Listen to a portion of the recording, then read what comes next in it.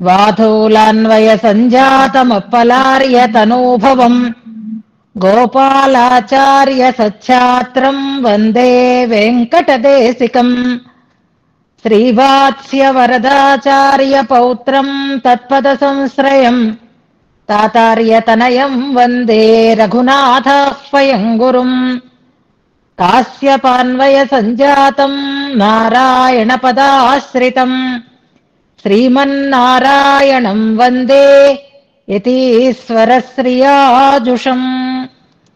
సద్గ్రంథాధ్యయన సంగోష్ఠిని ఈనాటి వ్యాసంగానికి సాదరంగా ఆహ్వానిస్తూ కలిసి ప్రార్థన చేసుకుందాం. శ్రీపరాశర భట్టార్య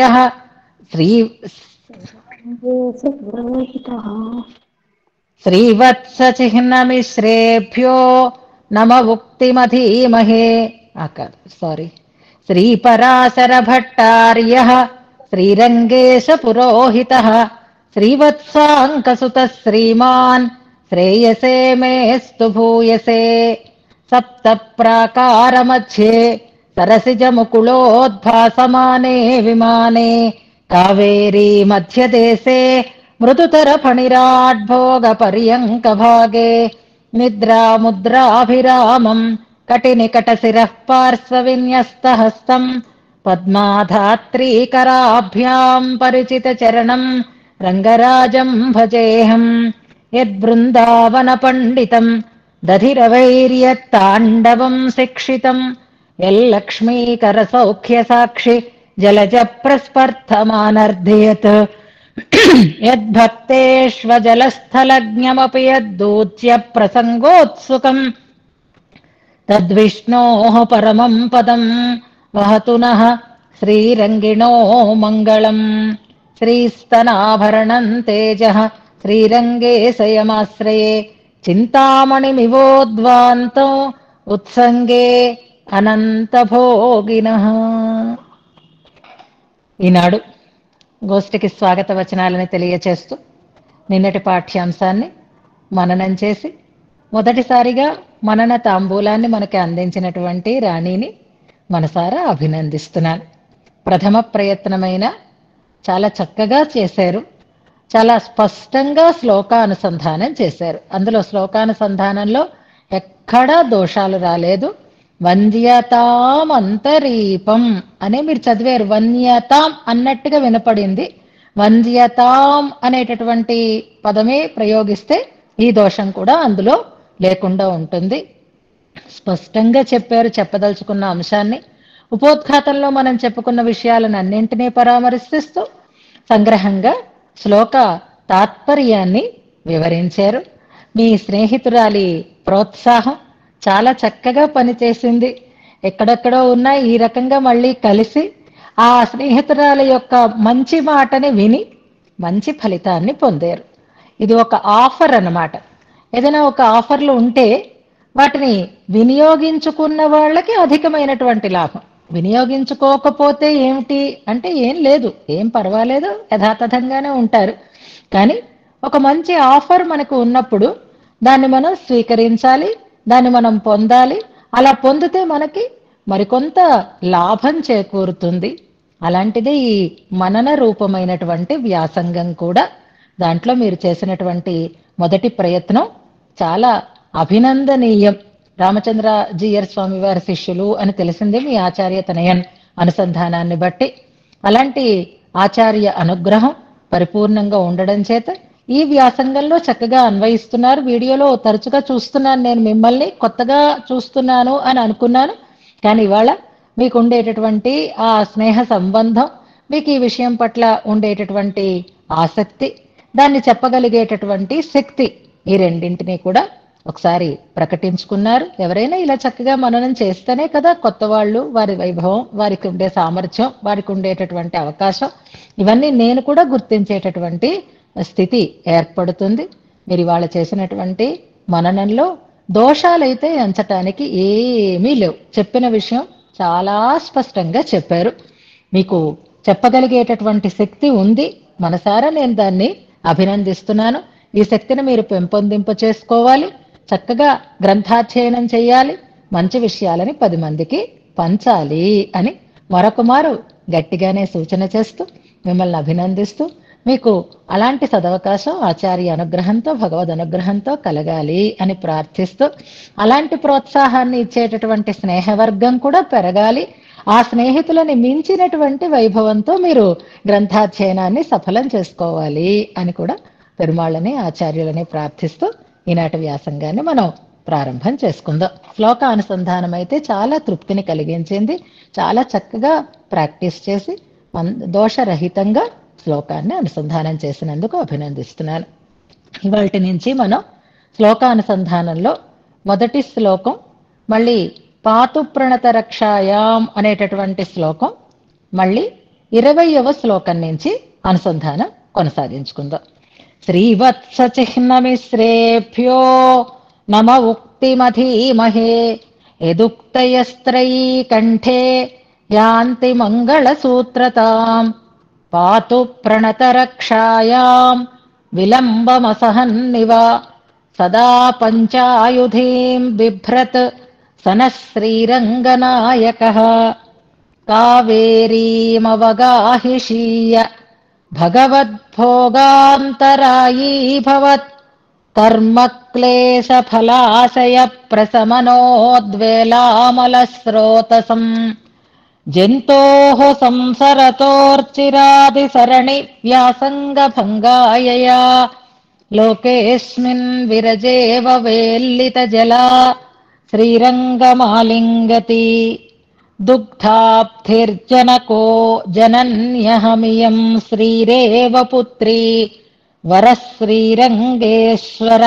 ఏతదర్హమిహ కిం కుర్యామితి వాకులా చెంచచ్చామరచంద్రచందన మహామాణిక్యముక్తోత్కరాన్ కావేరీ లహరీకరైర్విదధతి పర్యేతి సా సేవ్యతాం తీర్థం సుంధతి పాతి నందనతరూన్ రథ్యాంగణాన్యుక్షతి స్నానీయార్హణపానవారి వహతి స్నాతః పునీతే జనాన్ శ్యామం వేదరహో వ్యనక్తి పులినే ఫేనైర్హసంతీవ తత్ గంగాం విష్ణుపదీత్వమాత్రముఖరాం హేమాపగాహంత్వఘం అగణిత గుణావధ్యం సర్వం స్థిరత్ర సమప్రతిక్రియమపి పయఃపూరైరాప్యాయయంత్యనుజాగ్రతి ప్రవహతి జగద్ధాత్రీ భూత్వేవ రంగపతేర్దయా శిశిరమధురాగాధా సా నః పునాతు మరుద్వృథా తరళతనుతరంగైః మందమాందోళ్యమాన స్వతటవిటపి రాజీ మంజరీ సుప్తభృంగా క్షిపతు కనకనామ్నీ నిమ్నగా నారికేళక్రముకజమకరందైః మాంసలాపా మదంహః కదళ వకుళ జంబూపూగమాకందకంఠద్వయస సరస నీరామంతరాసఖ్యకన్యాం ప్రబల జల పిపాసాలంబమానాంబుదౌఘ భ్రమకర తరు బృందం వంద్యతాం అంతరీపం. ఇంతవరకు మనం అర్థంతో అనుసంధానం చేసుకున్నాం. ఈ వర్ణనా క్రమంలో కావేరీ వర్ణన తర్వాత కావేరీ తీరంలో ఉండేటటువంటి కావేరితో చుట్టువారుకొని ఉన్నటువంటి ద్వీపం శ్రీరంగ ద్వీపాన్ని 2 శ్లోకాలలో వర్ణన చేస్తున్నారు అని అనుకున్నాం. అందులో ఒక శ్లోకాన్ని నిన్న మనం అనుసంధానం చేసుకున్నాం. అంటే కావేరీ నది చుట్టువారుకొని ఉన్నటువంటి శ్రీరంగ క్షేత్రంలో ఆ తీరంలో ఆ భూమి మీద అడుగు పెడుతూ ఉండేటటువంటి సన్నివేశంగా నిన్న మనం చెప్పుకున్నాం. అందులో ఒక మేఘమాలిక నది మీద ఆవరించి ఉంటే ఎలా ఉంటుందో అలా ఉంది అక్కడ ఉండేటటువంటి తీరంలో ఉన్నటువంటి వృక్ష వైభవం అని అన్నారు. అందమైనటువంటి వృక్ష సంపదతో అలరారుతూ ఉండేటటువంటి ద్వీపమది అని చెప్పారు. ఈ వర్ణన ద్వారా ఆ ప్రాంతానికి ఉండేటటువంటి భోగ్యత మనకి తెలుస్తోంది అని మనం అనుకోవాలి. 2 శ్లోకాలలో చెప్తున్నారు కదా, ఈ రెండింటిలో నిన్న మనం చదువుకున్నటువంటి శ్లోకంలో ఆ క్షేత్రానికి ఉండేటటువంటి భోగ్యత అంటే ఇంకా ఇంకా ఇంకా పొందాలి అని అనిపించేటట్లుగా ఉండేటటువంటి అందం అన్నమాట. అలాంటి అందం ప్రకృతి సిద్ధమైనటువంటి ఆ రామణీయకత మనని మరింతగా చేరాలి, అనుభవించాలి, అక్కడ ఉండాలి అనేటట్లుగా చేస్తుంది. అలాంటి ఒక వన రామణీయకాన్ని నిన్నటి శ్లోకం ద్వారా మనకి తెలియచేశారు. అక్కడ ఉండేటటువంటి ఆ తరు శాఖలు మేఘ బృందాన్ని తలపిస్తున్నాయి అని అనడం మనకి ఆ మేఘవర్ణుడైనటువంటి ఆ రంగరాజు యొక్క రంగునే పోలి ఉన్నాయి అని అనుకున్నాం. ఇప్పుడు మనం ఒక చిన్న అభ్యాసం చేసుకుందాం. ఇవాళ కొంచెం మనం ఎక్సర్సైజ్ చేస్తాం. అందరూ చాలా అలర్ట్గా ఉండండి, అందరూ ఫాలో అవ్వండి. మేఘాల యొక్క ప్రస్తావన మనకి వచ్చింది కాబట్టి ఇంతకు ముందు మనం చదువుకున్నటువంటి ఆచార్య వందనాన్ని తెలియజేసినటువంటి శ్లోకాలలో ఏ ఆచార్యులని మేఘంగా వర్ణించేరు, ఇది మొదటి టాస్క్ మనం చేసుకోవలసినది. ఆచార్యులని వరుసగా వర్ణిస్తూ వచ్చారు. అస్మద్గురుభ్యో నమః దగ్గర నుంచి వచ్చారు. ఏ ఆచార్యులని వర్ణించే శ్లోకంలో ఆ ఆచార్యులని గుడ్ నాథమునులు అని వారిని జీమూతం అనే పదంతో చెప్పారు. నౌమి నాథమునిం నామ జీమూతం భక్త్యవగ్రహే అనేటటువంటి శ్లోకం దగ్గర నాథమునులని జీమూతంగా, జీమూతం అంటే మేఘం అని అనుకున్నాం కదా, మేఘంగా వర్ణించినటువంటి సన్నివేశం మనం జ్ఞాపకం తెచ్చుకోవాలి. ఆచార్యులని ఎప్పుడూ కూడా మేఘంగా వర్ణించటం అనేది మనకి స్పష్టంగా తెలుసు. ఆచార్య మేఘం అని అందరు ఆచార్యులకి వర్తిస్తుంది. అది ఈ వర్ణనలో ప్రత్యేకించి ఒక కరువు ఏర్పడినప్పుడు నిండుగా నీటిని అందించినటువంటి మేఘం అని అన్నారు. ఆ కరువే భక్తి కరువైనప్పుడు అన్నారు. అంటే భక్తి లేనప్పుడు వర్షించినటువంటి కాలమేఘమే నాథమునులు అని మనం ఒక శ్లోకంలో అనుసంధానం చేసుకున్నాం. ఇప్పుడు మేఘం గురించినటువంటి ప్రస్తావన మనం గుర్తుపెట్టుకోవాల్సిన అంశాలలో మనకి 4 మండపాలలో ఉండేటటువంటి పెరుమాళ్ళని వర్ణిస్తూ ఒక శ్లోకం ఉంటుంది.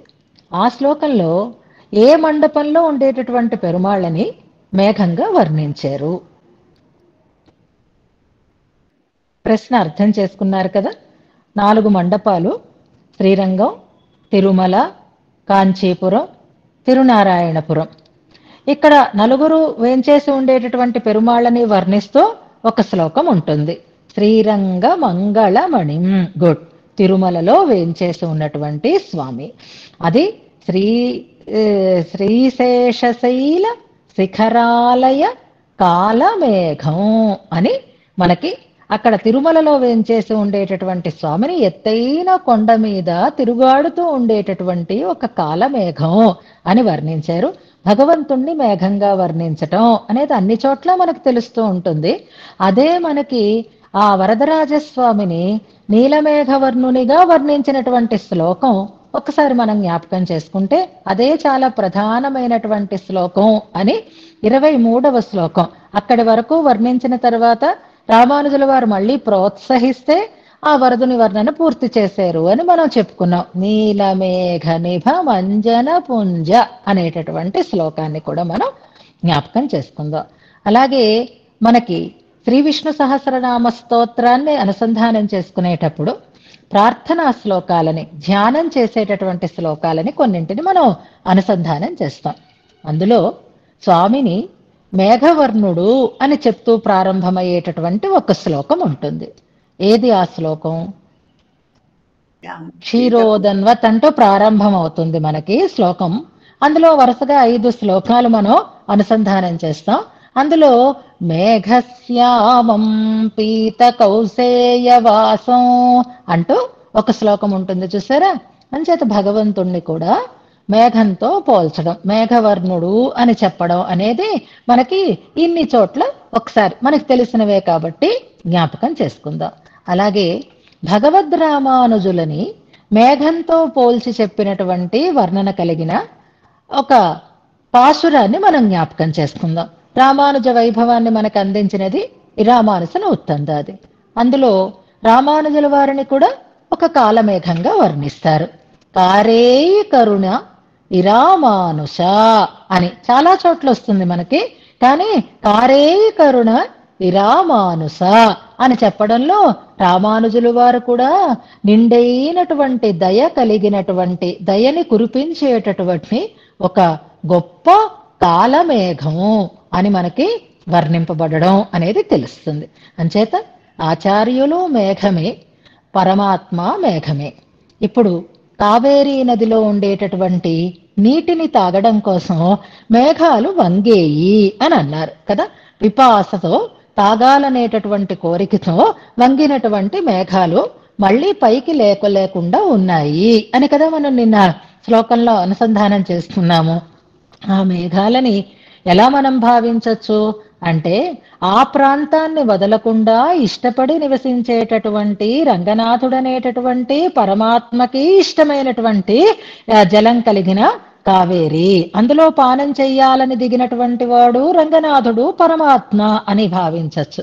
అలా కాకుండా శ్రీరంగ వాసాన్ని ఇష్టపడినటువంటి వారే ఆళ్వార్లందరూ కూడా, ఆచార్యులు అందరూ కూడా మహానుభావులైనటువంటి వారు ఎక్కడెక్కడ అవతరించిన ఆళ్వార్లందరూ శ్రీరంగ నివాసాన్ని కోరుకున్నారు. శ్రీరంగ వైభవాన్ని పదే పదే స్మరించారు, తమ పాటలలో మనకి అందించారు. భగవద్ రామానుజుల వంటి వారు కూడా తాము అవతరించినటువంటి స్థలాలని, తాము పెరిగినటువంటి చోట్లని కూడా విడిచిపెట్టి ఎప్పుడూ కోరుకున్నది ఏది అంటే శ్రీరంగవాసాన్నే కోరుకున్నారు. తర్వాత వచ్చినటువంటి ఆచార్యులు, రామానుజుల వారికి ముందర ఉండేటటువంటి ఆచార్యులు కూడా ఇష్టపడిన స్థలం ఏది అంటే శ్రీరంగమే. కనుక దాని మీద వాలి మళ్ళీ ఆ బరువు, నీటి బరువుతో లేవలేకుండా ఉండేటటువంటి మేఘాలు అంటే మనం ఎవరిని పాల్చుకోవచ్చు అంటే ఇలాంటి ఆళ్వార్ ఆచార్య బృందాన్ని కూడా మనం అందులో భావన చేసుకోవాలి. వారిలో నిండుగా ఉండేటటువంటి దయే వారికి ఉండేటటువంటి ఆ నల్లతనానికి కారణం. అక్కడ ఉండేటటువంటి వృక్షాలు అలాంటి ఆచార్యులతో సమానమైనవి, అలాంటి భగవద్భక్తులతోటి సమానమైనవి అని మనకి నిన్నటి శ్లోకం ద్వారా తెలుస్తోందనమాట. అంటే ఎవరైనా భగవంతుడు కానీ, భగవద్భక్తులు కానీ, ఆచార్యులు కానీ ఇష్టపడేటటువంటి ఒక అద్భుతమైనటువంటి స్థలం శ్రీరంగం. కనుక అదిగో అలాంటి మహానుభావులతో నిండినటువంటి ఆ కావేరిని చూడండి అని మనకి ఆ ఆచార్య వైభవాన్ని కూడా ఈ రకంగా తెలియచేస్తున్నారు అని. భ్రమకర తరు బృందం అన్నారు. అంటే వాళ్ళ మేఘాల అని భ్రమ కలిగించేటట్లుగా ఉండేటటువంటి తరు బృందంతో కూడి ఉన్నటువంటి ఆ అంతరీపం అన్నారు. ఆ శ్రీరంగ ద్వీపాన్ని అని. శ్రీరంగ వాసమన్నా, శ్రీరంగం పట్ల ఉండేటటువంటి అనుభవ ఆశ అన్నా ఎలా ఉంటుంది, దాన్నే భోగ్యత అని చెప్తారనమాట. భోగ్యత ఉంటే సరిపోతుందా, పవిత్రత ఉండవద్దా అని మనకి మళ్ళీ ఒక సందేహం కలుగుతుంది. ఏదైనా మనం ఆనందాన్ని పొందాలి అని అనుకుంటే కేవలం భోగ్యంగా ఉంటే చాలదు, కేవలం పవిత్రంగా ఉన్నా చాలదు. పావనత్వము ఉండాలి, భోగ్యత ఉండాలి. మనకు ఉండేటటువంటి ఈ భగవంతుడు నివసించినటువంటి ప్రదేశాలన్నింటిలోనూ భోగ్యత ఉంటుంది, పవిత్రత ఉంటుంది.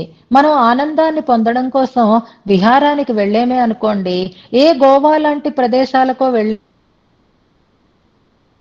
భోగ్యత ఉండొచ్చేమో, అక్కడ ఉండేటటువంటి పరిసరాల వల్ల మనకి భౌతికంగా ఆనందం కలుగుతుందేమో, కానీ పవిత్రత లభించటం అనేది సాధ్యం కాదు. అలా కాకుండా కంటికి ఇంపుగా ఉండాలి, అనుభవానికి లోనూ ఆనందం కలగాలి, మన జన్మకి సార్థకతని కూడా చేకూర్చేవి కావాలి. అలాంటివే ఈ దివ్య దేశాలు. ఈనాడు మనం సేవిస్తున్నప్పుడు ఈ వైభవం మనకి కనపడకపోవచ్చు, కానీ ఆళ్వార్ల మాటలలో కానీ, ఆచార్యుల మాటలలో కానీ ఆ క్షేత్రాల యొక్క వైభవం ఎంత అద్భుతంగా ఉంది అనేది లేకుండా చెప్పరు కదా. ఊరికే కవులలో ఊహించి చెప్పిన మాటలు కాదు, అనుభవించి చెప్తున్నటువంటి మాటలు కనుక ఆ కావేరితో చుట్టువారుకొని ఉన్నటువంటి ఆ శ్రీరంగ ద్వీపం పరమ భోగ్యమైనది అనేటటువంటి అంశాన్ని నిన్నటి శ్లోకంలో మనకి ప్రస్తావన చేశారు. అయితే అది భ్రమకర తరు బృందం అని అన్నారు. ఎంతటి వాళ్ళనైనా భ్రమింపచేస్తోంది అని అర్థం వస్తోంది. అక్కడ భ్రమ అనేది నిజమైనటువంటి జ్ఞానాన్ని పోగొట్టేదే కదా. అలాగే ఈ సంసారంలోకి వచ్చిన మనకి కూడా అసలైన జ్ఞానం పోతుంది, అనవసరమైనటువంటి భ్రమలు ఏర్పడుతున్నాయి. ఆ స్థలం కూడా, ఆ శ్రీరంగ ద్వీపం కూడా భ్రమని కలిగిస్తుందా అని సందేహం కలుగుతుందేమో. కాదు సుమండి, ఇది మనకుండేటటువంటి భ్రమని తొలగిస్తుంది అని ఈ శ్లోకంలో చెప్తున్నారు. ఏమిటి మనకుండేటటువంటి భ్రమ అంటే, ఈ కావేరి అన్ని దివ్య క్షేత్రాల లాంటిదే. ఈ కావేరి మన భూమండలంలో ఉండేటటువంటి ఒక ప్రదేశము. ఇది సంసార మండలంలో ఉండేటటువంటిది, లీలా విభూతిలో ఉన్నటువంటి ఒక స్థలము అనేటటువంటి భ్రమ మీలో ఉంటే అది తొలగిస్తుంది ఈ ప్రదేశం. ఇది సామాన్యమైనటువంటి స్థలం కాదు సుమండి, ఇది సాక్షాత్తుగా పరమపదం అని తర్వాతి శ్లోకంలో మనకు చెప్తున్నారు. మీరు చూస్తున్నారే, శ్రీరంగాన్ని చూస్తున్నారు కదా, కావేరిలో స్నానం చేశారు కదా, శ్రీరంగ క్షేత్ర దర్శనం చేస్తున్నారు కదా. ఆ శ్రీరంగ క్షేత్రాన్ని మీరు సామాన్యమైనటువంటి ఒక క్షేత్రంగా భావించకండి, అది సాక్షాత్తుగా పరమపదం అంటూ దానికి ఉండేటటువంటి పవిత్రతని మనకి ఈ శ్లోకంలో తెలియచేస్తున్నారు. వెనకటి శ్లోకంలో మనకి భోగ్యత చెప్పబడింది, ఈ శ్లోకంలో మనకి పవిత్రత చెప్పబడతాం. పవిత్రత కాదు, అన్నిటినీ మించినటువంటి పరమ పదం అంటేనే అంతకంటే మరొక గొప్ప స్థలం లేదు అనేటటువంటి విషయం మనకు ఎలా తెలుస్తుందో, ఆ పరమ పదమే ఇది. అది తద్విష్ణోః పరమం పదం అని చెప్పబడేటటువంటి స్థలం సుమండి. ఇది పరమపదము వంటిది అని అనుకోకండి. కావేరీ విరజాసేయం వైకుంఠం వైకుంఠమే శ్రీరంగము అనే విషయాన్ని ఇక్కడ మనకి చెప్తున్నారు. అంటే మనం కావేరీ స్నానమై అక్కడ అడుగు పెడితే దాన్ని మనం ఎలా భావించాలి? సాక్షాత్తుగా పరమపదంలోకే మనం సేవించినట్టు, పరమపదాన్నే మనం సేవిస్తున్నట్లుగా మనకి ఒక భావన కలగాలి. అందుకని ఈనాడు ఈ శ్లోకంలో సాక్షాత్తుగా శ్రీరంగం పరమపదం అని చెప్తున్నారు. అంటే మనం ఈ క్షణంలో ఎక్కడ ఉంటున్నాం అన్నమాట, పరమపదంలో ప్రవేశం చేస్తున్నాము అని అనుకుందాము. ఆ పరమపద వైభవాన్ని, ఆ వైకుంఠ వైభవాన్ని మనం వైకుంఠస్తవంలో చాలా విశదంగా అనుసంధానం చేసుకున్నాం. ఇవాళ చివరిలో మనం చదువుకోవలసినటువంటి శ్లోకాలు శ్రీవైకుంఠస్తవంలో ఒక్కసారి మనం రివిజన్ చేసుకున్నట్టుగా కూడా అవుతుంది, మనం ఒకసారి జ్ఞాపకం చేసుకున్నట్టు అవుతుంది అర్థాన్ని. అందులో ఒక 5 శ్లోకాలు ఉన్నాయి. నేను నెంబర్ చెప్పను, ఎవరైనా శ్రద్ధ ఉండి చెప్పగలిగితే చూస్తాను ఒక 5 నిమిషాలు, లేకపోతే ఆ నెంబర్లు కూడా నేను చెప్తాను. వాటిలో 5 శ్లోకాలకి చివరిని ఒక్కటే క్రియాపదం ఉంటుంది. ఆ క్రియాపదం అన్వయిస్తూ ముందు చెప్పబడినటువంటి శ్లోకాలన్నీ కలిగిన పద్ధతిని ఒక పదంతో పిలుస్తారు. 40 నుంచి 44 అని పెడుతున్నారు. కొంచెం తేడా ఉంటుందేమో చూడండి. అందులో 40 ఒక 5 శ్లోకాలు. Very good. కుళకం అని అంటారు అని అనుకున్నాం. ఆ కుళకం అని ఒకే క్రియతో అన్వయించేటటువంటి శ్లోకాలు కలిగిన 41 నుంచి 45 శ్లోకాల వరకు ఉండేటటువంటి ఆ పంచకం, ఆ 5 శ్లోకాలు ఎలాగైతే కావేరీ వైభవాన్ని చెప్పేటటువంటి 5 శ్లోకాలు అని మనం అనుకున్నామో, అలాగే రంగనాథ వైభవాన్ని చెప్పేటటువంటి 5 శ్లోకాలు అని అనుకున్నాం మనం 8వ శ్లోకం నుంచి. అలాగే వైకుంఠస్తవంలో వెరీ గుడ్ 41 నుంచి 45 శ్లోకాలు మనం అనుసంధానం చేసుకుంటాం. చివరిని 5గురు సిద్ధంగా ఉండండి. ఎంతో అద్భుతంగా వివరాన్ని మనం చెప్పుకున్నాం, ఒకసారి జ్ఞాపకం చేసుకుందాం. ఈ 5 శ్లోకాలు వాళ్ళ నాన్నగారు చెప్పారు, కానీ 5 శ్లోకాలు అయితే మీ వాళ్ళు చదువుతారేమో. సద్గ్రంథాధ్యయన సంగోష్ఠి వాళ్ళు చాలా మంచి వాళ్ళు, వాళ్ళైతే ఓపిగ్గా వాళ్ళ గురువు గారు ఏం చెప్తే వాటిని చదవడానికి సిద్ధంగానే ఉంటారు. కానీ అంతమంది అలా ఉండరు కదా నాన్నగారు. అందుకని మీరు చెప్పిన 5 శ్లోకాలలో ఉండే అంశాన్ని నేను ఒకే శ్లోకంలో చెప్పేస్తాను అన్నారు మనకి భట్టరు వారు శ్రీగుణ రత్నకోశంలో.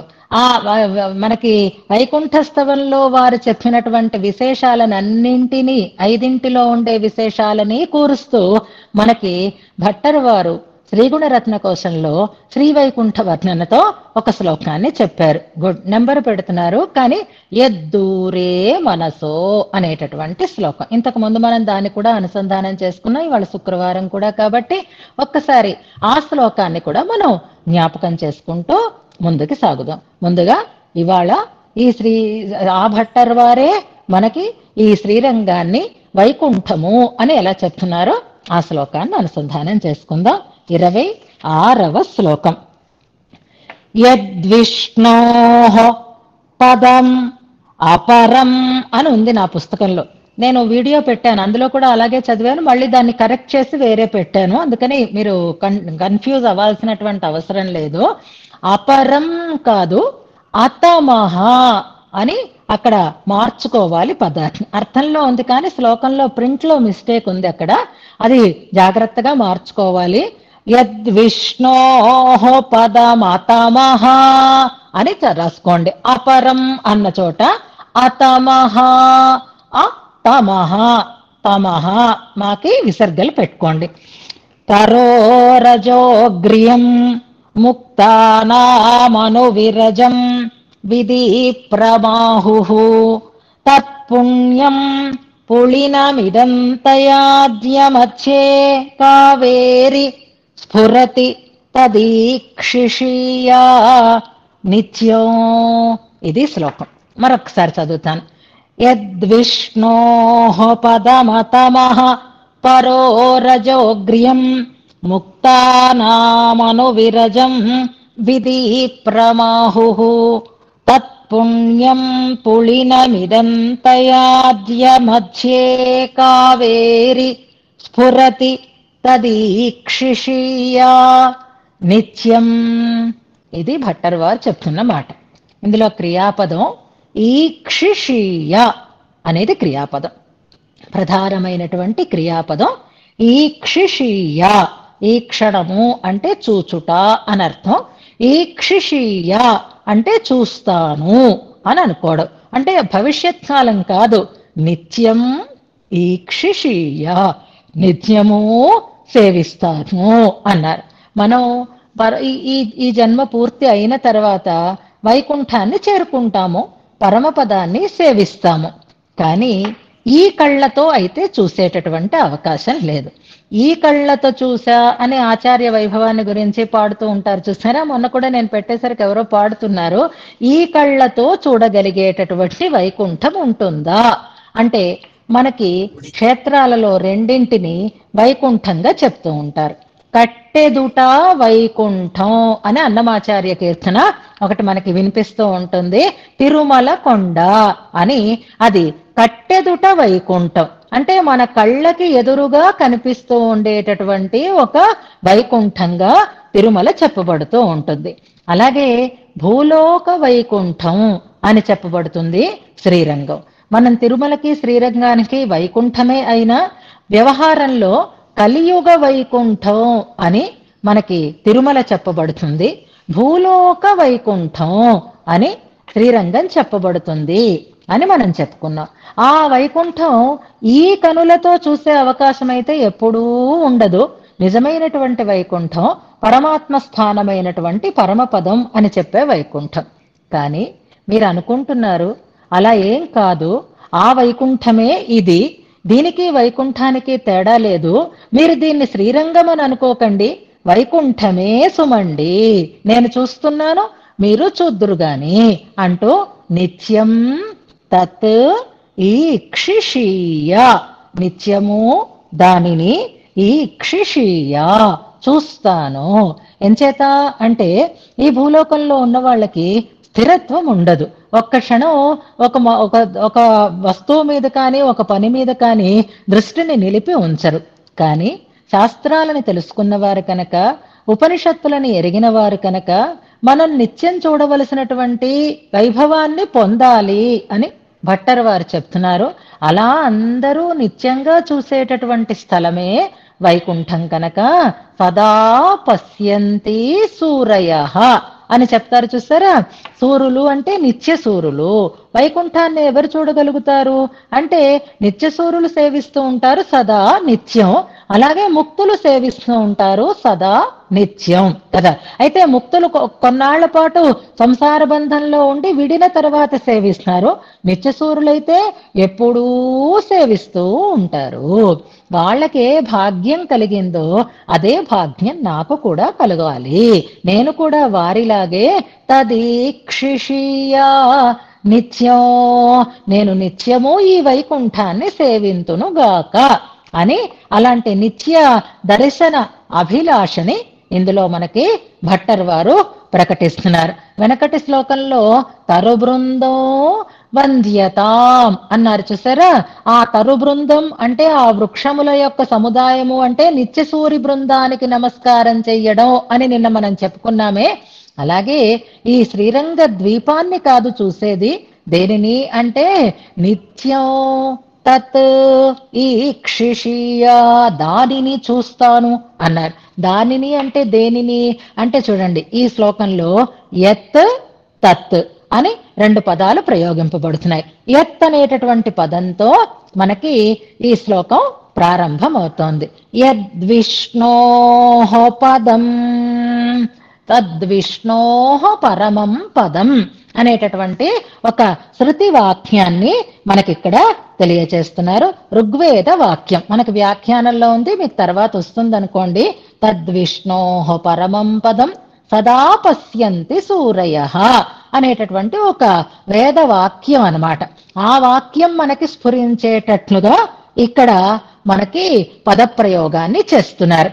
ఇలా శృతి వాక్యాలని స్ఫురింపచేస్తూ ప్రయోగించినటువంటి పదాలతో కూడిన శ్లోకాలని మనం తర్వాత తెలుసుకుందాం. ఆ టాస్క్ కూడా ఇవాళ మనం చేసుకుందాం. ప్రధానంగా పిల్లలు దాని మీద దృష్టి పెట్టాలి కాబట్టి అది కూడా చూసుకుందాం. ఇప్పుడు ముందు ప్రతిపదార్థం చెప్పుకున్న తర్వాత ఆ టాస్క్ లోకి మనం వెళదాం. ఇందులో యద్విష్ణోః పరమం పదం అనేటటువంటి మాట మనకి ఋగ్వేదంల వాక్యాన్ని స్ఫురింపచేస్తోంది ఒకటి. అంతేకాకుండా కఠోపనిషత్ అని ఒక ఉపనిషత్ ఉంది. ఆ కఠవల్లిలో కూడా సోధ్వనః పారమాప్నోతి తద్విష్ణోః పరమం పదం అనేటటువంటి ఒక మంత్రఖండం మనకి తద్విష్ణోః పరమం పదం అని ఉంటుంది. దాన్ని కూడా మనం తర్వాత పూర్తిగా అనుసంధానం చేసుకుందాం. విజ్ఞాన సారథిరియస్తు మనః ప్రగ్రహవాన్ నరః సోధ్వనః పారమాప్నోతి తద్విష్ణోః పరమం పదం అనేటటువంటి ఉపనిషద్ వాక్యం కూడా ఇందులో మనకి స్ఫురిస్తోంది. యద్విష్ణోః పదం, అది ఎవరి స్థానము, ఎవరికి ఆస్పదము అంటే భగవంతుడు శ్రీమన్ మహావిష్ణువు యొక్క స్థానము అని మొట్టమొదట ఆ స్థల వైభవాన్ని మనకి చెప్తున్నాడు. ఏదైతే అంటున్నారు. ఏదైతే అని అనడంలో అర్థం ఏమిటి అంటే ప్రసిద్ధి పొందింది. వేదాలు చెప్తున్నాయి, వేదాంతులు చెప్తున్నారు కాబట్టి బాగా శృతి ప్రసిద్ధమైనటువంటి స్థలము అని అంటూ ఆ తమహ ఏమిటి ఆ స్థలానికి ఉండేటటువంటి గొప్పతనం అంటే భూమండలంలో ఉండేటటువంటి 3 గుణాల కలయిక అక్కడ ఉండదు. తమసహ పారే అని చెప్తారే, తమస్సుకి అవతల ఉంటుంది. ఆ తమస్సులో అన్ని ఏకమైపోతాయి. ఆ తమస్సుకి ఆవల ఉండేదే పరమపదము అని చెప్పబడుతుంది కనుక అక్కడ ఆ తమహ తమస్సు ఉండదు అంటున్నారు. తమో గుణంతో కలవకుండా ఉన్నది, తమో గుణము లేనిది. పరో రజః, రజస్సుకి పరమైనది అంటే రజోగుణము కూడా లేకుండా ఉన్నది అని అర్థం అన్నమాట. రజస్తమస్సులలో అంటకుండా ఉండేటటువంటి స్థానము అని చెప్తున్నారు. అది అక్కడిది కాదు, ఇదిగో ఇక్కడ మన ఎదురుగా ఉండేటటువంటి ఈ స్థలం కూడా ఇది కావేరీ తీరం అని అనుకోకండి, ఇది శ్రీరంగం అని అనుకోకండి. అది సాక్షాత్తుగా పరమపదమే. తమస్సు అంటనిది, రజస్సు అంటకుండా ఉన్నది. అగ్రియం అంటున్నారు. అగ్రియం అంటే అగ్రగణ్యం, మొట్టమొదటి మొట్టమొదటిది, శ్రేష్టమైనది అని చెప్తున్నారు. పరమం పదం అని అంటారు చూసారా. ఎందుకు పరమపదమైంది అంటే దానికంటే మించినటువంటి గొప్పతనం కలిగిన స్థానం మరొకటి లేదు కనుక అంటారు. ఎంచేత లేదు అంటే దాన్ని మనం తర్వాత వివరించుకుందాం. పరమపదం విస్తీర్ణంలో తీసుకున్నాం అనుకోండి, అంతకంటే విస్తీర్ణమైనటువంటి స్థలం మరొకటి లేదు. మొత్తం ఈ సృష్టిలో ఒక పావు వంతు ఈ లీలా విభూతి అయితే 3 పావులు అంటే త్రిపాద్విభూతి అని చెప్పబడేది నిత్య విభూతి కనుక అది పరమం చాలా గొప్పదైనటువంటి స్థానం అని అనుకోవాలి. అంతేకాదు ఏవైనా సరే ప్రళయకాలంలో మినుగిపోతూ ఉంటాయి, అస్తిత్వాన్ని కోల్పోతూ ఉంటాయి. కానీ పరమపదమైతే ఎప్పుడూ ఒక్కలాగే ఉంటుంది కాబట్టి అది పరమపదం. ఆ బ్రహ్మభువనాత్ లోకాః పునరావర్తినః అని మనకి భగవద్గీతలో శ్రీకృష్ణ పరమాత్మ చెప్తాడు. అన్నీ ఎక్కడికి వెళ్ళినా మళ్ళీ మనం వెనక్కి తిరిగి వస్తాం, ఒక్క చోటికి వెళితే మాత్రం మళ్ళీ వెనక్కి తిరిగి రాము. అంచేత అది పరమ పదం అని చెప్పబడుతుంది. పునరావృత్తి లేకుండా చేసేది అది ఎక్కడికి వెళితే మళ్ళీ తిరిగి రామో అది పరమపదం. ఏదైతే అన్నిటికంటే విస్తీర్ణంగా ఉందో అది పరమపదం. ఏదైతే ఎప్పుడూ ఉంటుందో అది పరమపదం. ఇన్ని గొప్పతనాలు ఉన్నాయి కాబట్టి అగ్ర్యం చాలా విశిష్టమైనది, గొప్పది అని చెప్తున్నారు. ఇందులో అను వీరజం ఎక్కడుందండి ఇది అంటే అను విరజం, విరజా నదికి అను అంటే సమీపంలో ఉన్నది అని మనం అనుకోవాలన్నమాట. విరజా నదికి సమీపంగా ఉన్నది. ఎక్కడ ఉంది పరమపదం అంటే పరమపదానికి ఈ మిగిలినటువంటి ఈ లోకాలకి మధ్యలో విరజ ఉంటుంది. ఆ విరజని దాటితే మనం ఆవలి ఒడ్డుకి వెళతాం అన్నమాట. ఇక్కడ అనువిరజం అని ఎందుకు చెప్తున్నారు అంటే ఆ పరమపదానికంటే కూడా కావేరికి ఉండేటటువంటి ఈ శ్రీరంగానికి ఉండే విశిష్టతని చెప్పడం కోసం. ఇప్పుడు విరజా నదికి ఈవల ఒడ్డు ఉన్నదంతా త్రిగుణాత్మకమైనది అని అనుకుంటే విరజా నది దాటిన తర్వాత ఉన్నది శుద్ధ సత్వమయమైనటువంటి స్థానము అని చెప్తారు. అక్కడ కేవలం సత్వగుణమే ఉంటుంది తప్ప మిగిలినవేవి కలవనమాట. ఇప్పుడు ఒకవేళ తమస్సుకి ఆవల ఉన్నది, రజస్సుకి అంటకుండా ఉన్నది అని చెప్పినా ఏమాత్రమైనా వాటి సంఘం ఉండేటటువంటి అవకాశం ఉందేమో అనే భ్రమ మనకి కలుగుతుంది. లేదు, పూర్తిగా దీనికి దానికి అసలు కలయికే లేదు, మధ్యలో విరజ ఉంది అని అంటారు. ఇప్పుడు ఏమైనా మనం చాకు కానీ లేదా ఈ గ్రేటర్స్ కానీ ఇలాంటివి యూజ్ చేసామనుకోండి, వాటిలో వెజిటబుల్స్ మనం గ్రేట్ చేసినా కట్ చేసినా క్యారెట్ లాంటివి కానీ బీట్రూట్ లాంటివి కానీ కట్ చేసామనుకోండి, తర్వాత మరొక వస్తువుని మనం కట్ చేయాల్సి వచ్చినప్పుడు కత్తి ఆ చాకుని మనం పూర్తిగా తుడిచినా ఏదైనా ఏ లేశమైనా దాంట్లో ఉండిపోతే ఈ కలర్ దానికి అంటేటటువంటి అవకాశం వస్తుంది, ఈ గంధం దానికి అంటేటటువంటి అవకాశం వస్తుంది. క్లీన్ చేసి కట్ చేసినా ఏమో ఒకవేళ పొరపాటున ఈ గంధం కానీ ఈ రంగు కానీ ఈ వర్ణం కానీ మిగిలిన దానికి అంటేటటువంటి అవకాశం ఉంటుంది కదా.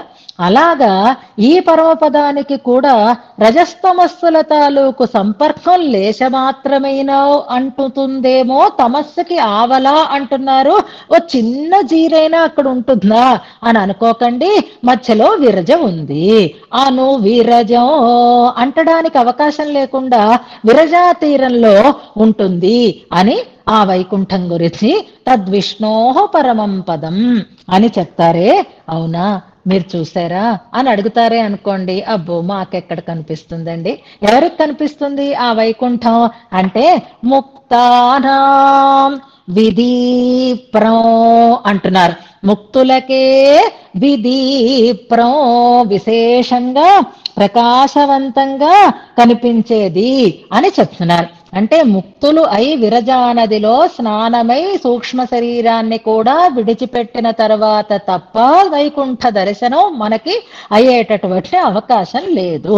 అలాంటి వారు ముక్తులు కనుక వారికి మాత్రమే విదీప్రం ప్రకాశమానంగా ఉండేటటువంటి స్థానం అని అంటారు.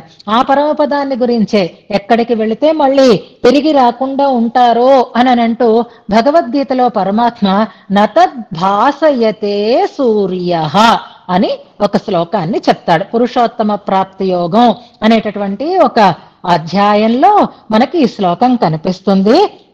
యద్గత్వా న నివర్తంతే తద్ధామ పరమం మమ అని ఆయన చెప్పుకుంటాడు. అంచేత అక్కడ సూర్యుడి కాంతి కానీ, చంద్రుని కాంతి కానీ, అగ్ని కాంతి కానీ, మెరపులు కానీ ఏవి ప్రకాశింపచేసేవి కాదు. అవన్నీ వీటి దగ్గర చీకటిలాగే కనిపించేంత అద్భుతమైనటువంటి జ్యోతి స్వరూపము అని మనకి వైకుంఠలో ఉండే పరమాత్మని అలాగే చెప్తారు, వైకుంఠాన్ని కూడా అలాగే చెప్తారు. మరి ఆ ప్రకాశం ఎవరు చూడగలుగుతారు అంటే ముక్తానాం విదీప్రం. గుడ్ శ్లోకాన్ని పెడుతున్నారు. ముక్తానాం విదీప్రం, ముక్తులైన వారికే అది ప్రకాశిస్తుంది అని ఆహుహు చెప్పబడినదో చెప్తారు అని అర్థం అన్నమాట. ఎవరు చెప్తారు అలాగా అంటే మనకి శాస్త్రములు చెప్తాయి, శాస్త్రజ్ఞులు చెప్తారు, వేదం చెప్తోంది, వేదాంతులు మనకు అదే విషయాన్ని చెప్తారు. అలా చెప్పబడినటువంటి ఆ వైకుంఠము, ఇన్ని గొప్పతనాలు కలిగినటువంటి ఆ వైకుంఠము తత్ పుణ్యం పులినో, తత్ పుణ్యం పులినో. పులినం అంటే మనం ఇసుక తిన్నే అని అనుకున్నాం, ద్వీపము అంటే ఆ నదీ తీర ప్రాంతం కదా. తత్ పుణ్యం పులినో. ఇక్కడ పుణ్యం అనేటటువంటి పదం ఉంది చూడండి. ఈ పుణ్య శబ్దం భగవంతుడికి వాచకమైనటువంటి పదం కదా. శ్రీ విష్ణు సహస్రనామ స్తోత్రంలో భగవంతుని నామాలలో పుణ్య అనేటటువంటి ఒక నామం మనకి 2 సార్లు వస్తుంది. ఏ ఏ శ్లోకాలలో అనేది ఇప్పుడు మీరు వెతుక్కోవడం చాలా కష్టం. పూర్ణ, పూరయిత, పుణ్య, పుణ్యకీర్తి అని ఒకచోట పుణ్య అనేటటువంటి మాట మనకి వస్తుంది. అలాగే ఉత్తారణో దుష్కృతి పుణ్యో దుస్వప్ననాశన అని పుణ్య అనే నామం చెప్పబడుతుంది. అదే మాటని తిరుప్పావైలో ఆండాళ్ళమ్మ వారు కూడా చెప్పింది. ఏ పాశురంలో ఇది నేను చెప్పక్కర్లేదు. విష్ణు సహస్రనామం అంటే మీకు టక్కని గుర్తు రాదు, కానీ ఇది మాత్రం మీకు గుర్తు రావాలి, తిరుప్పావై కాబట్టి. ఆయన పుణ్య అనేటటువంటి నామంతో కీర్తింపబడినటువంటి తిరుప్పావై పాశురం మీరు పెడతారు, నేనేం చెప్పను, ఎప్పుడు పెడితే అప్పుడే దాన్ని మనం తెలుసుకుందాం అన్నమాట. ఈ పుణ్య అంటే అర్థం ఏమిటి అంటే మామూలుగా మనకి పాపం పుణ్యం అని అనుకుంటూ ఉంటాం. ఇవి 2 మన కర్మలు, మంచి కర్మలు లేదా మంచి కర్మ ఫలము, లేకపోతే తర్వాత ఉండేటటువంటి చెడ్డ కర్మ ఫలం పాపం అని అనుకుంటున్నాం. ఇప్పుడు మనకి పాపం వద్దు పుణ్యం కావాలి అని ఎప్పుడూ అనుకోకండి. మన సంప్రదాయంలో భగవంతుణ్ణి చేరాలి అన్నా, వైకుంఠాన్ని చేరాలి అన్నా 2 ఉండకూడదు మనకి. అందుకే మనకు ఆ 2 పోతాయి అని తూయినిల్ తీసాగం అని మనకి అవి నశించిపోవాలి, పుణ్యపాపాలు పోవాలి అని చెప్తూ ఉంటారు. రకరకాలు పెడుతున్నారు, రకరకాల పాసురాలు వస్తున్నాయి. కానీ పుణ్యనాల్ పండొరునాళ్ అనేటటువంటి పదం చెప్తున్నాను. ఇప్పుడు పాసుర సంఖ్య చూసుకోండి. పుణ్యం యాముడయోం పెడుతున్నారు మీరు, కానీ అక్కడ మేము ఉన్నటువంటి పుణ్యము అనడంలో భగవంతుడు కూడా పుణ్యమే అని అంటారు. కానీ అంతకంటే కూడా స్పష్టంగా మనకి నోత్తుచ్చువర్కం అనేటటువంటి పాశురంలో పుణ్యనా, పుణ్యరూపుడైనటువంటి ఆ స్వామి చేత అని మనం ఒక మాటని చెప్తున్నాం. ఆ పుణ్య శబ్దానికి అర్థం ఏమిటి అంటే పుణ్యకర్మ అంటే మంచి సత్కర్మ ఫలమైనటువంటి పుణ్యము అని అర్థం కాదు, తాను పవిత్రంగా ఉన్నవాడు అని కాదు అర్థం. తన సంబంధంతో మిగిలిన వాటినన్నింటినీ కూడా పవిత్రంగా చేసేటటువంటి వైభవం కలిగిన వాడు అని అర్థం అన్నమాట. ఇప్పుడు గంగా కావేరీ నదులు మనల్ని పవిత్రం చేస్తున్నాయి. వాటి సంబంధంతో మనం పవిత్రులం అవుతున్నాం. అవి దేని వల్ల పవిత్రతని పొందుతున్నాయి? భగవంతునితో సంబంధం ఉండడం చేత అవి పవిత్రతని పొందుతున్నాయి. వాటితో సంబంధం ఉండడం చేత మనం పవిత్రతని పొందుతున్నాం. అలాగే భగవంతుడు పుణ్యుడే. భగవంతుడు ఉండేటటువంటి భగవంతునికి ఆస్పదమైనటువంటి వైకుంఠం కూడా పుణ్యం. అంటే పుణ్య సాధ్యం కాదు, పుణ్యంతో సంపాదించుకుంటాము అని అనుకోకండి. సహజంగా భోగ్యమైనది, సహజంగా పవిత్రమైనది అనే అర్థంలో తత్పుణ్యం పుళినో. అలాంటి పుళినం ఇది. అలాంటి విరజా నదీ పుళినం. ఇది కావేరీ నదీ సైకతం అని అనుకోకండి. విరజా నదీ తీరంలో ఉండేటటువంటి ఆ పరమ పదం, ఆ విష్ణు పదం మనకి ఎక్కడ కనిపిస్తుంది అంటే మధ్యే కావేరీ.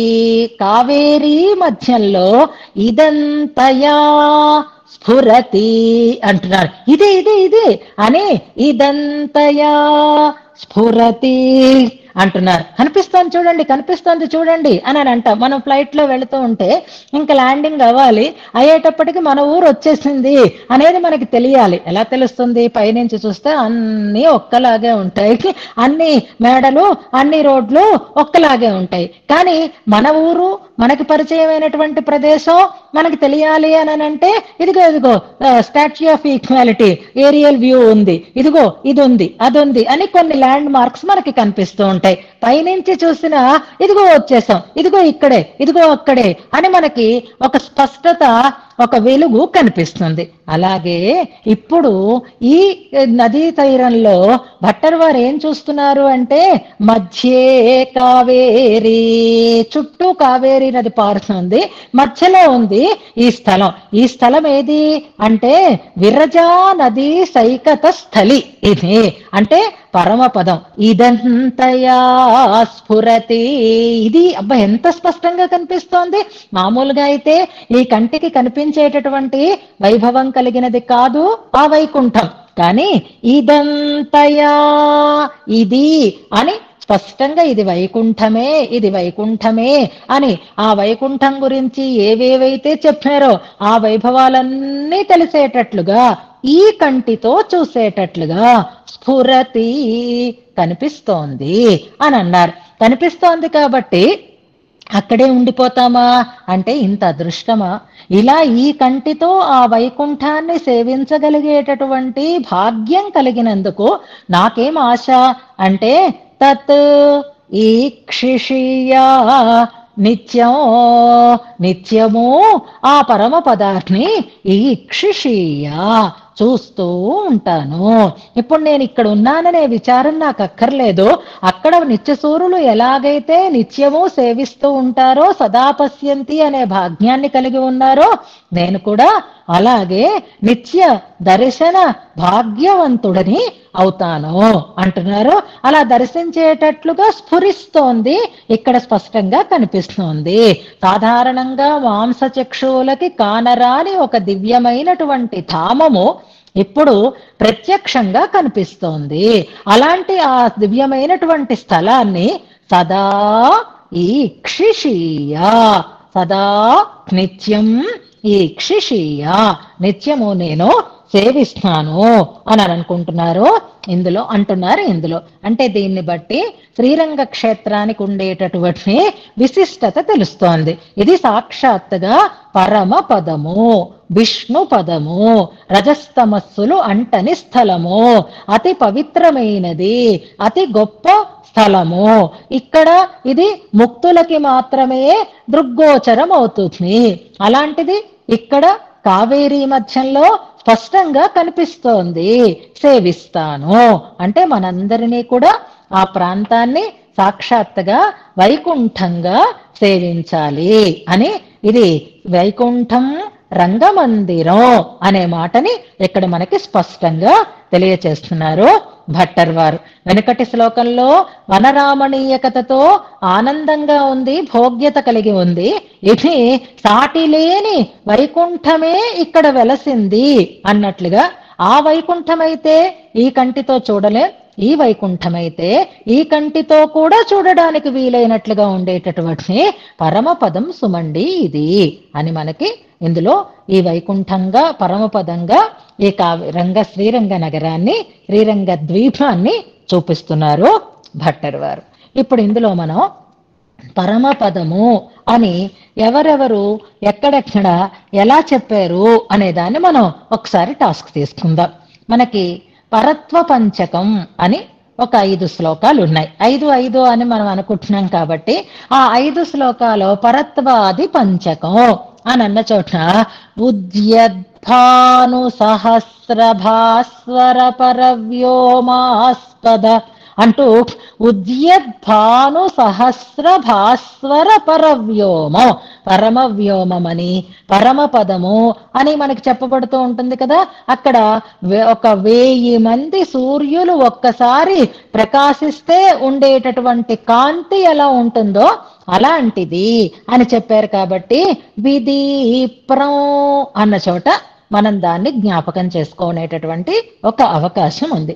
ఇందాక మనం భగవద్గీత శ్లోకంలో చెప్పుకున్నాం కదా, నతద్భాసయతే సూర్య అనేటటువంటి ఒక శ్లోకాన్ని మనం చెప్పుకోవచ్చు, తేజోమయమైనటువంటి స్థానము అని. అదే శృతిలో కూడా నా తత్ర సూర్యోభాతి నా నేమే చంద్రతారకం నేమా విద్యుతో భాంతి కుతోయం అగ్ని అంటారు. అంటే ప్రకాశించే వస్తువులేవి అక్కడ తమ ప్రకాశాన్ని చూపించలేవు. ఏన భాస సర్వమిదం భాతి, ఆయన కాంతితో ఇవన్నీ ప్రకాశవంతములు అవుతున్నాయి అని అంటారు. ఆ స్థానం అంతటి అద్భుతమైనటువంటి తేజోవంతమైనది అనడానికి అదొకటి. ఇక ఆళ్వార్లు ఏం చెప్తారు మనకి పరమపదాన్ని గురించి? ఆళ్వార్లు చెప్పిన మాటని మనం జ్ఞాపకం చేసుకోవాలి అంటే భూమండలాన్ని గురించి ఇరుళ్ తరుమాన్యాలం అని అంటారు. పరమపదాన్ని గురించి చెప్పేటప్పుడు నలమందమిల్లదోర్నాడు అని చెప్తున్నారు. నలం అంతం ఇల్లదు ఓర్ నాడు. ఈ పాసురం కూడా ఎక్కడదో మీరు చెప్పండి. 2వ పత్తులో అనుకుంటాను, ఏ దశకమో మీరు చూసుకోండి. చాలా సార్లు మనం చెప్పుకున్నాం నలమందం ఇల్లదోర్ నాడు అని చెప్పడంలో నలమంటే ఆనందం కనుక ఆనందమయమైనటువంటి అద్భుతమైనటువంటి స్థలము, ఆనందానికి అంతులేని అద్భుతమైనటువంటి స్థలం అని అంటారు మనకి ఆళ్వార్లు పరమపదాన్ని గురించి, వైకుంఠాన్ని గురించి. తేజోవంతమైనది, ఆనందమయమైనది, తమస్సుకి అవతల ఉన్నది అని మనకి చెప్తున్నారు. రజస్తమస్సులు అంటకుండా ఉండేటటువంటి స్థలము అంటారు. మనం వైకుంఠ స్థవంలో వెరీ గుడ్ 2, 8, 4 వెరీ గుడ్ అమ్మ, వెంటనే గుర్తించి పెట్టినారు. నలమంద పులనైందు మేయం అనేటటువంటి పాసురం, అందులో నలమందమిల్లదోర్ అనేటటువంటి ఒక ప్రయోగం ఉంటుంది. అది వైకుంఠాన్ని గురించి చెప్పినటువంటి ప్రయోగం. అలాంటి ఒక అద్భుతమైనటువంటి విష్ణోహ పరమం పదం అనేటటువంటి మాటతో చెప్పబడుతున్న ఈ స్థలము మనకి ఈ కంటితో చూసేటట్లుగా ఇక్కడే ప్రత్యక్షంగా ఉంది అని అంటారు. వైకుంఠ స్థవంలో శ్లోకాలు చదువుకున్నప్పుడు ఆ వైకుంఠానికి ఉండేటటువంటి విశేషణాలన్నీ ఇందులో చెప్పబడ్డాయి అని అనుకుంటున్నాం. వాటిని అన్నింటినీ కలిపి కూర్చున్నటువంటి శ్లోకం యద్దూరే మనసో యదేవ తమసః పారే యదత్యద్భుతం అంటూ ఆ శ్లోకాన్ని మనం జ్ఞాపకం చేసుకుందాం. మనస్సుకి కూడా అంటదు, కొన్ని మాటలతో చెప్పలేకపోయినా మనస్సుకి అందేటట్లుగా ఉంటాయి. కానీ మనస్సుకి అందదు, మాటకి అందదు, అత్యద్భుతమైనది, తమస్సుకి ఆవల ఉన్నది అంటూ చెప్పిన అన్ని లక్షణాలని గుర్తుపెట్టుకుంటే ఆ పరమపదాన్ని కూడా అమ్మా తవ కృతే మాతః సమామ్నాశిషు అంటారు. ఆ పరమపదాన్ని పొందడానికి వెళుతూ ఉంటే మధ్యలో వచ్చేటటువంటి మంచి లోకాలు కూడా నరకాలుగా కనిపిస్తూ ఉంటాయి అంటారు. అలాంటి ఆ పరమపదానికి మనం చేసేటటువంటి ప్రయాణం చాలా జాగ్రత్తగా ఆ ప్రయాణాన్ని చేయాలి. విజ్ఞాన సారథి ఉండాలి. మనం ఎక్కడికైనా వెళ్ళాలి అంటే ముందుగా రెండింటిని వెతుక్కుంటాం మనం. ఒకటి వెళ్ళడానికి కావలసినటువంటి సాధనం, రెండు, వెళ్ళిన తర్వాత అక్కడ ఉండేటటువంటి అకామిడేషన్, ఈ రెండూ కనుక మనకి పెర్ఫెక్ట్ గా కుదిరితే మన ప్రయాణం కానీ మన అనుభవం కానీ ఆనందమయంగా సాగుతుంది. ప్రయాణము సక్రమంగా సాగక ఉండడానికి తగినటువంటి చోటు సక్రమంగా లేకపోతే ఎంత ఆనందానుభవమైనా అది కష్టరూపంగానే మారిపోతూ ఉంటుంది. అంచేత మీకు మంచి ప్రయాణ సాధనాలని నేను ఇచ్చాను. ఆ సాధనాలని సక్రమంగా వినియోగించుకోండి, మంచి స్థలానికి మీరు రండి అనే భగవంతుడు మనకి శరీరాన్ని కానీ ఇంద్రియాలని కానీ బుద్ధిని కానీ మనస్సుని కానీ వీటినన్నింటినీ ఇచ్చాడు. ఇవి మనం సక్రమంగా వినియోగించుకుంటే మోక్ష సాధనాలు అవుతాయి. మనం వాటిని దుర్వినియోగం చేసుకుంటే మరింత మనం అధఃపాతాళానికి పడిపోయేటట్లుగా చేస్తాయి. అందుకే కఠోపనిషత్తులో విజ్ఞాన సారథిర్యస్తు మనః ప్రగ్రహవాన్ నరః అని చెప్తున్నారు. విజ్ఞానము సారథిగా ఉండాలి, మనస్సు కళ్యంగా ఉండాలి. ఆ మనస్సుని కళ్యంగా పట్టి ఉంచి సోధ్వనః పారమాప్నోతి తద్విష్ణోః పరమం పదో. అలా జాగ్రత్తగా ప్రయాణం చేసి వెళితేనే మనం ఈ దారిని దాటి ఈ మార్గాన్ని దాటి పరమపదానికి చేరుకుంటాము అని ఉపనిషత్తులన్నీ చెప్తూ ఉంటే అంత కష్టం అక్కర్లేకుండా ఆ పరమపదమే మన దగ్గరికి వచ్చేసింది. ఇదిగో ఇదేనండి పరమపదం అని భట్టర్ వారు చూశారు. స్ఫురతి అనడంలో చూడండి మీరు కూడా చూడండి, అదిగో అక్కడుంది అని ఆ స్థలాన్ని మనకి చూపిస్తున్నారు, తాము చూస్తున్నారు. అందుకే స్ఫురతి అని ఒక క్రియాపదం ఉంది, ఈక్షిషీయ అనేటటువంటి మరొక క్రియాపదం కూడా ఉంది. చూడండి, నేను చూస్తాను, మీ ఇష్టం, మీరు కళ్ళు మూసుకుంటే మూసుకోండి, మీ కర్మ మీకు కనపడేటటువంటి అవకాశం లేదు. అదెంత బాగా ప్రకాశిస్తోంది. నేనైతే సదా పశ్యంతి అన్నట్లుగా చూస్తాను అని అంటున్నారు. అదే వైకుంఠస్తవంలో ఇదే క్రియాపదం కలిగిన శ్లోకం ఒకటి ఉంటుంది, 74వ శ్లోకం. అనిమేషముదీక్షిషీయా అని ఇదే క్రియాపదం ప్రయోగిస్తారు శ్రీవైకుంఠస్తవంలోనే 74వ శ్లోకంలో. శ్రీవత్స కౌస్తుభ అనే శ్లోకం అది. అందులో అనిమేషముదీక్షిషీయ అని, ఉదీక్షిషీయ ఈక్షిషీయ అనేటటువంటి రెండు పదాలు మనకి క్రియాపదాలు రెండు సమానంగా కనిపిస్తున్నాయన్నమాట. అలాంటి అద్భుతమైనటువంటి సాక్షాత్తుగా పరమపదము అని చెప్పబడేటటువంటి స్థానమే శ్రీరంగము అని. ఆ శ్రీరంగ నగర ప్రవేశం, శ్రీరంగ ద్వీపంలో మనం అడుగుపెట్టి అద్భుతమైన ఆనందము కలుగుతుంది. అనలేని పవిత్రమైనటువంటి స్థానం కూడా ఇది అవుతుంది అంటూ మనకి ఇందులో సాక్షాత్ వైకుంఠంగా ఈ పరమ శ్రీరంగాన్ని తెలియచేస్తున్నారు భట్టర్ వారు.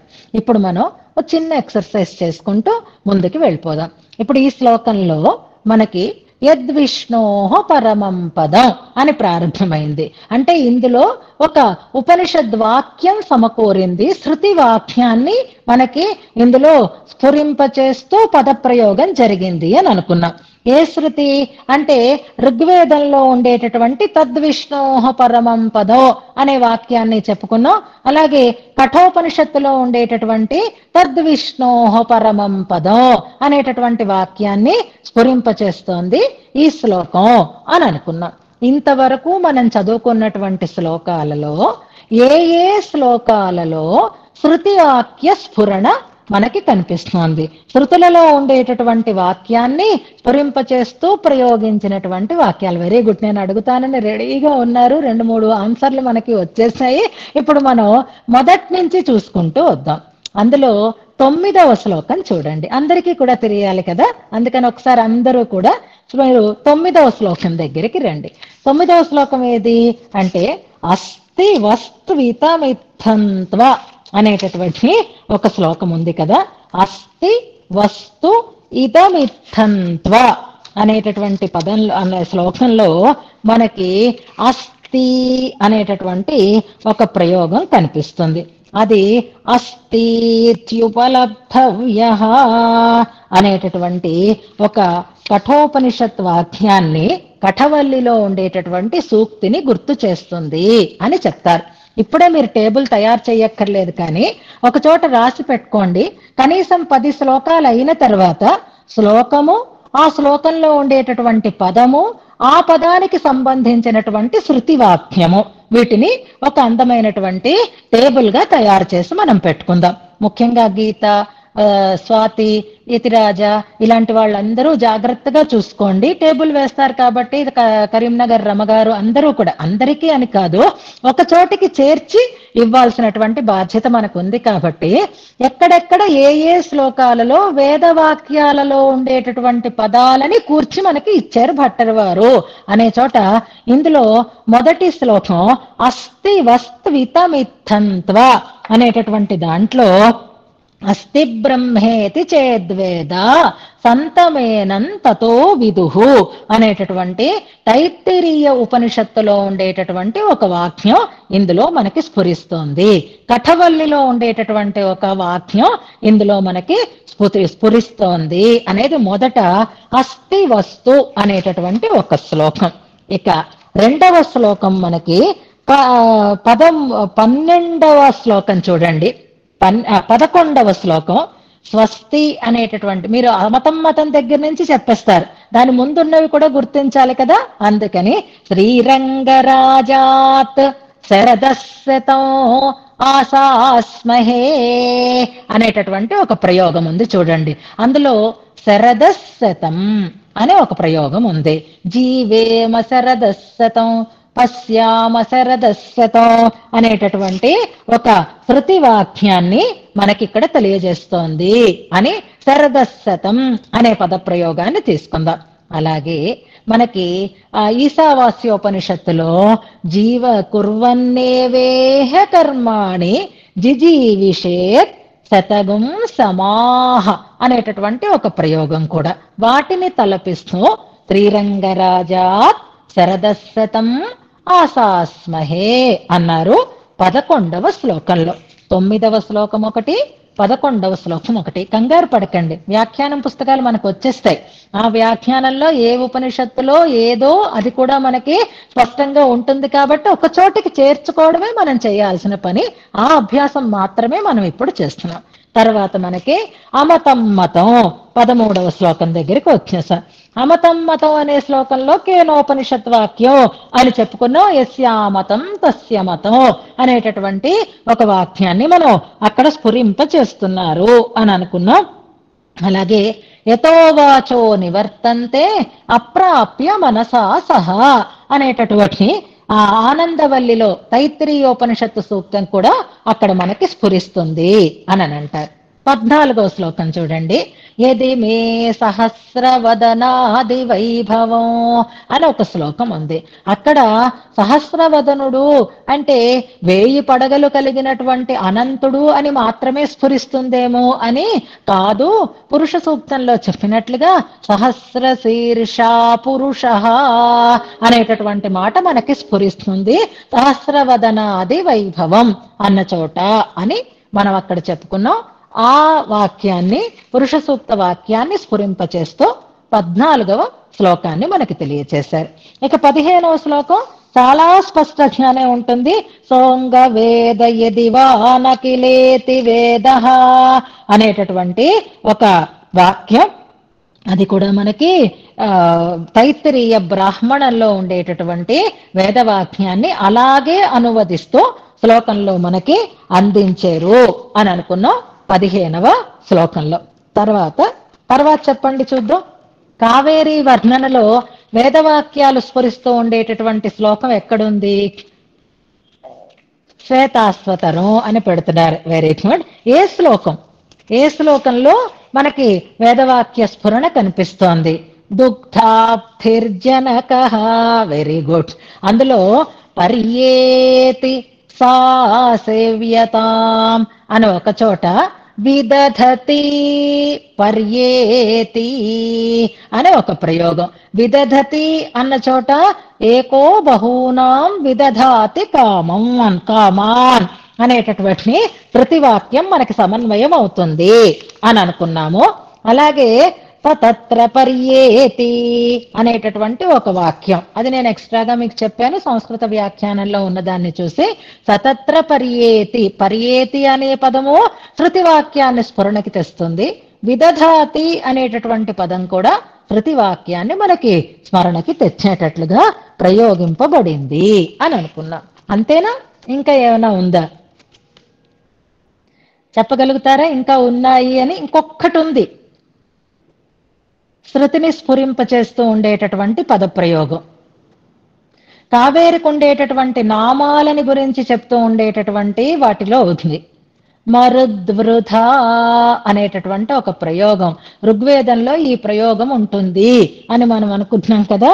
ఆ మరుద్వృధ 23వ శ్లోకంలో ఉండేటటువంటి ఆ ప్రయోగం కూడా శృతి ప్రమాణాన్ని తెలియచేస్తుంది అంటారు. అంచేత ఈ శ్లోకంలో ఉండే పదము ఆ పదానికి స్ఫురింపచేసేటటువంటి వేదవాక్యము అంటూ ఒక పట్టిక మనం తయారు చేసుకుంటే చాలా వస్తాయి అనుకోండి. కనీసం మొదట్లో ఉన్న వాటినైనా మనం చదువుతున్నప్పుడు గుర్తించేటటువంటి అవకాశం ఉంటుంది. అలాంటి సాక్షాత్తుగా పరమపదం అని ఇప్పుడు ఈ 26వ శ్లోకంలో మనం చెప్పుకున్నాం. కఠవల్లిలో ఉండేటటువంటి సూక్తము, ఋగ్వేదంలో ఉండేటటువంటి సూక్తము. Very good. 9, 11, 13, 14, 21, 15, 21, 23, 23 మరుద్వృధ, 21 దుగ్ధాప్తిర్జనక అనేటటువంటి శ్లోకం. అలాగా మనం వీటిని గుర్తుపెట్టుకుంటూ ఈ శ్లోకాన్ని ఉపదేశాత్మకంగా ముందుగా అనుసంధానం చేసుకుందాం. తర్వాత మనం శ్రీవైకుంఠ స్తవంలో శ్లోకాలని కూడా అనుసంధానం చేద్దాం. ముందుగా ఉపదేశాత్మకంగా